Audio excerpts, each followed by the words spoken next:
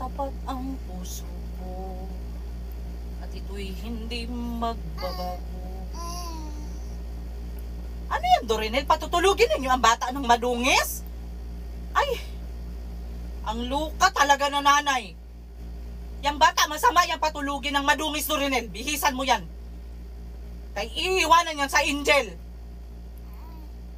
Kaya pala ang bata sa madaling araw panay ang gising, nag-iiyak. Kaya naiwanan sa Angel. Kaya pala ang bata sa madaling araw panay ang iyak. Kaya pinapatulog pala ninyo ng madungis. Kaya pala iyak ng iyak yan. Luka talaga na nanay to. Wala sa katinuan. Maawa naman kayo sa mga anak ninyo, Dorinel. Huwag naman ninyo tratuhin ng ganyan. Wala talaga sa katinuan tong babae na to ba? O sumasagot ang bata. Pati ang bata naaawa sa sarili niya. Bata na ang makiusap sa inyo na linisin ninyo. Napakadugyot ninyo. Magaling lang kayo mag-make up.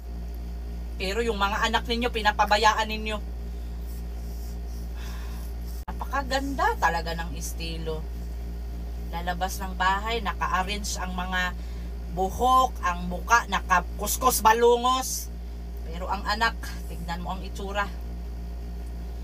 Ay, kukunin talaga tayo ng maaga sa mga pinagagawa ninyo. Kawawa yung apo ko. Tumayo ka nga diyang babae ka, ako na ang mag-asikaso.